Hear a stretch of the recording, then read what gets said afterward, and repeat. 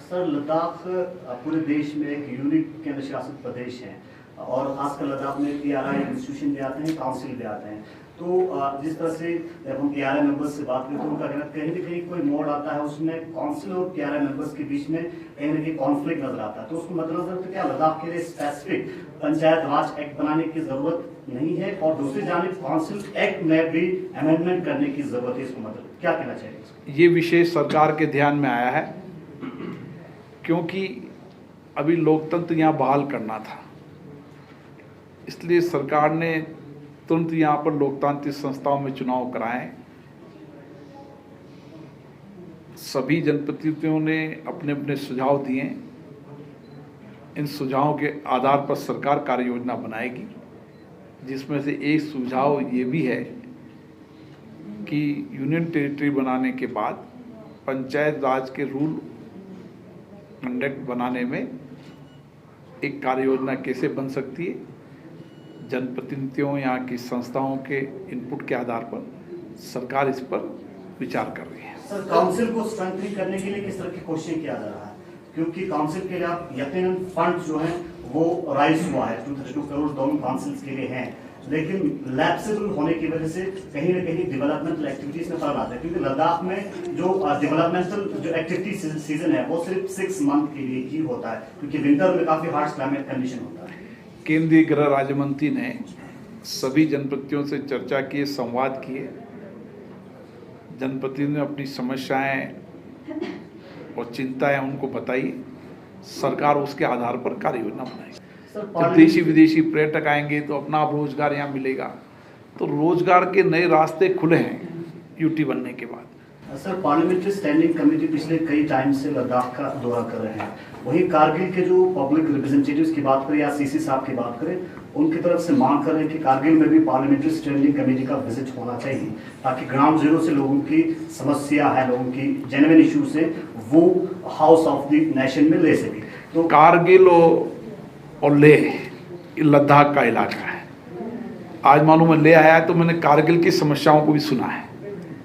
इसी तरीके से स्टैंडिंग कमेटी ने पूरे ओल लद्दाख की समस्याओं को समझा, यहाँ की कठिनाइयों को समझा है, और जो जो स्टैंडिंग कमेटी में जिन जिन विषयों को लेकर वो यहाँ पर एग्जामिन करने आए वो यहाँ पर एग्जामिन करते हैं, उसकी रिपोर्ट बनाते हैं, रिपोर्ट सदन में पेश होती है, उसके बाद उसका एग्जीक्यूशन सरकार करती है। सर, यूनिक विचार जो है आपका संसद का आउटरीच प्रोग्राम, ये कैसे आया और इसमें लद्दाख का चयन क्यों किया गया?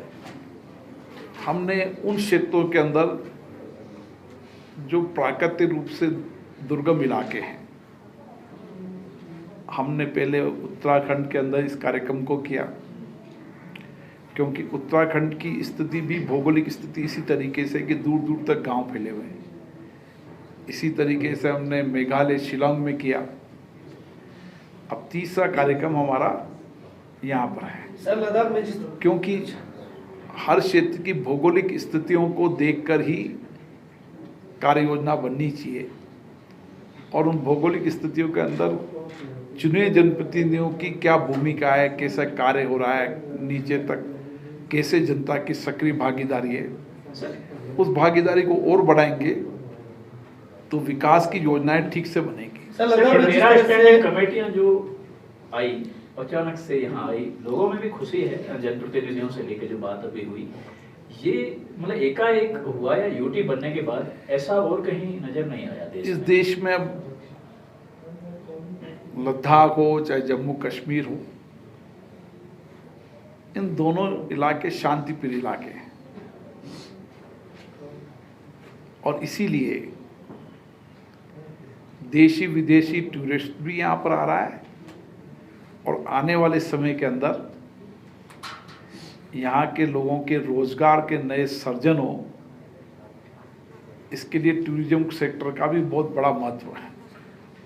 सर, जिस मंदिर की आप चेयर कर रहे हैं सर, लद्दाख जो एक दूर क्षेत्र केंद्र बना है सर, तो लद्दाखियों का यहाँ 2 डिस्ट्रिक्ट है सर, एक कारगिल एक लेह।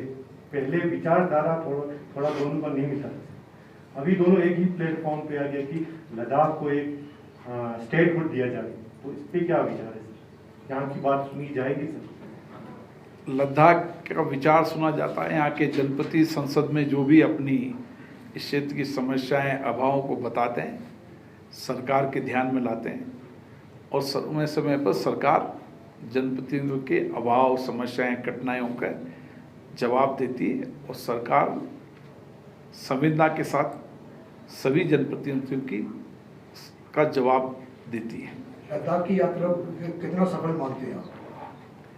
लद्दाख आकर मुझे बहुत अच्छा अनुभूति मिली कि यहाँ पर जहाँ प्राकृतिक सौंदर्य है, यहाँ के लोग आत्मसम्मान, आत्मविश्वासी हैं, देश की रक्षा के लिए कटिबद्ध हैं। उसके साथ यहाँ पर लॉ एंड ऑर्डर की जिस तरीके से शांति है, मुझे जानकारी मिली है कि यहाँ पर जो कुछ भी लॉ एंड ऑर्डर की स्थिति में और अच्छा सुधार आया है, तो भविष्य के अंदर कानून व्यवस्था की शांति जहाँ होती है, जहाँ देश भर का टूरिस्ट और विदेश का टूरिस्ट आता है।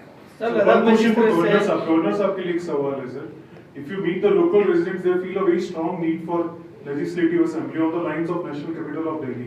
So Ladakh remain UT. What's your take on that, being the administrator of that?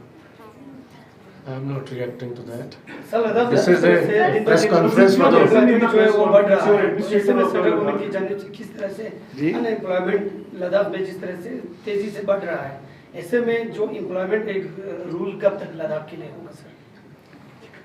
यहाँ पर रोजगार के नए सर्जन बनेंगे, इंफ्रास्ट्रक्चर का काम चल रहा है, शिक्षा की दृष्टि से यहाँ पर यूनिवर्सिटीज बन रही है, अब यहाँ का विद्यार्थी यहाँ पर ही पढ़ेगा, संचार के साधन भी इस भौगोलिक परिस्थिति के बाद भी डेवलप हो रहे हैं।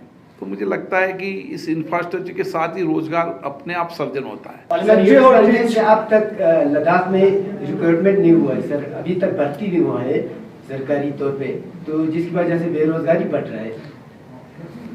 बेरोजगारी केवल सरकारी भर्ती से ख़त्म नहीं होगी, बेरोजगारी ख़त्म करने के बहुत एस्पेक्ट हैं और मैं देख रहा हूँ कि उन सब एस्पेक्टों पर यहाँ पर काम हो रहा है। आने वाले समय के अंदर और कुछ परिवर्तन यहाँ पर दिख रहे हैं। मुझे लगता है कि भविष्य के अंदर लद्दाख एक पूरे देश को एक संदेश देने वाला प्रदेश होगा, जहाँ पर आत्मनिर्भर प्रदेश लद्दाख बनने वाला है। सर, जैसे ट्रेडिशन बचाने की अभी आप बात कर रहे थे, कल्चर बचाने की आप बात कर रहे थे सर, वही यूटी मिले हुए 70 साल जो एक सपना था लद्दाख के लिए, कहीं ना कहीं अब लोगों को उस चीज़ का खतरा लग रहा है, क्योंकि यहाँ पे जो है सेफ गार्ड बिल्कुल भी नहीं दिया गया है। उसका आप आगे क्या करने वाले हैं? सेकेंडली, यहाँ पे जो CIBS जो सेंट्रल यूनिवर्सिटी यहाँ पे डीम्ड टू बी यूनिवर्सिटी है, वो एक आखिरी एक यहाँ पे यूनिवर्सिटी है जो CIBS जो बुद्धिस्ट यहाँ की कल्चर से रिलेटेड है, आज वो बच्चे सड़क पे हैं सर, तो इस चीज़ का आप क्या इनिशिएटिव लेने वाले हैं आगे? जिन जिन विषयों का ध्यान आता है सरकार उस पर एग्जीक्यूशन का काम करती है और मेरे जो विषय ध्यान में आएगा मैं सरकार को बताऊंगा। सर, लद्दाख के लीडरशिप की एक डिमांड है कि लद्दाख में 2 पार्लियामेंट्री वो सीट होना चाहिए, करगिल के लिए अलग, लेह के लिए अलग होना चाहिए। तो देश में विधानसभाएं और लोकसभा परिसीमन आयोग होता है और परिसीमन आयोग सभी जनता से, स्टेट होल्डरों से चर्चा करती है। जब भी परिसीमन आयोग बैठेगा, वहाँ के क्षेत्र पर, वहाँ की जनसंख्या, वहाँ के सब एस्पेक्ट पर चर्चा करता है। सर, ये जो स्टैंडिंग कमेटीज जो लद्दाख में रिसेंटली भी आए, आज भी आए हैं, हम वेलकम करते हैं, लेकिन सर हमारे ज़्यादातर मुश्किलात विंटर्स में होती है। विंटर्स में क्यों लोग यहाँ पे नहीं आते? समर में सब लोग यहाँ आते हैं, पंगुम चले जाते हैं, दुर्गा चले जाते हैं, फिर वापस चले जाते हैं। विंटर में सारे फाइल्स बंद हो जाते हैं। आने वाले समय में आप देखेंगे कि विंटर के अंदर पर्यटक यहाँ पर आएंगे। जिस तरीके से विंटर के लिए कार्य योजना बन रही है कि विंटर स्पोर्ट्स की गतिविधियाँ बढ़ रही है, टूरिज्म डिपार्टमेंट इसका प्लान कर रहा है और कई देशों के अंदर टूरिस्ट विंटर में आते हैं। मुझे लगता है कि आने वाले समय के अंदर ये जितने भी वाइट डेजर्ट है, इसको देखने देश और दुनिया के लोग आएंगे। लेकिन विंटर के टूरिस्ट अलग होते हैं और विंटर के अलावा समर के अलग होते हैं, हर मौसम के अलग अलग टूरिस्ट होते हैं।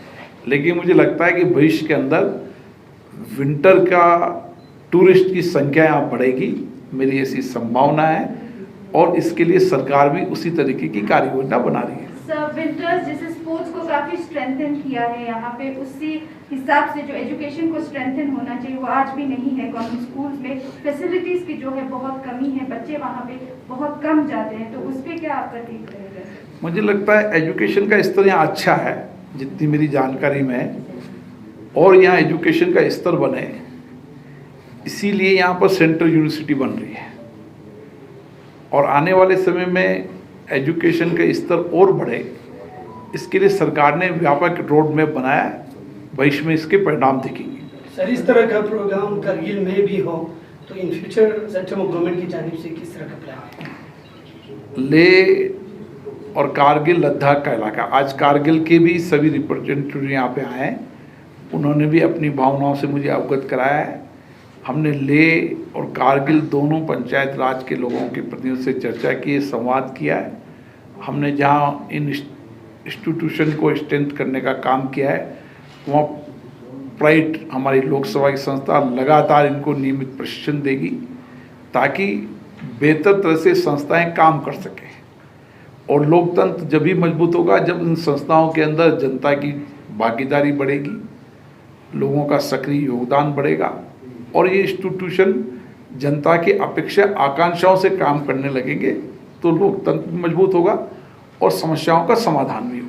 सर, डिजिटल इंडिया की काफ़ी ज़ोर से बात कर रही है सर, तो लद्दाख जैसे इस इलाके में जब बच्चे ऑनलाइन क्लासेस पढ़ते तो बच्चों को पहाड़ चढ़ना पड़ता है, तो यहाँ का मुझे पंचायत राज के कई प्रतिनिधियों ने मुझे अवगत कराया है, लेकिन डिजिटल के लिए एक बड़ा काम यहाँ पे हो रहा है, और अभी 7% गाँव को उन्होंने डिजिटल केबल से जोड़ दिया है। सरकार की योजना है कि हम इस दुर्गम प्राकृतिक स्थितियों के बाद भी अधिकतम गाँव को डिजिटल करने में सफल होंगे और भविष्य में इसके परिणाम आएंगे। सर, आप पंचायत से लेके पार्लियामेंट तक पब्लिक पार्टिसिपेशन की अपील की अभी, लेकिन हम पिछले सेशंस को संज्ञान में लेते हैं तो वो पार्टिसिपेशन नज़र नहीं आ रहा है, और साथ ही साथ वो गलत मैसेज भी दे रहा है, तो इसके लिए आप पार्लियामेंट की तरफ हमारी यही कोशिश होती है कि लोकतंत्र स्ट्रेंथ हो, लोग चर्चा करें, संवाद करें, बातचीत करें, जनता की भावनाओं की अभिव्यक्ति संसद में करें। इसके लिए हम प्रयास करते रहते हैं और एक अच्छे वातावरण बने इसके लिए हम प्रयास करते हैं।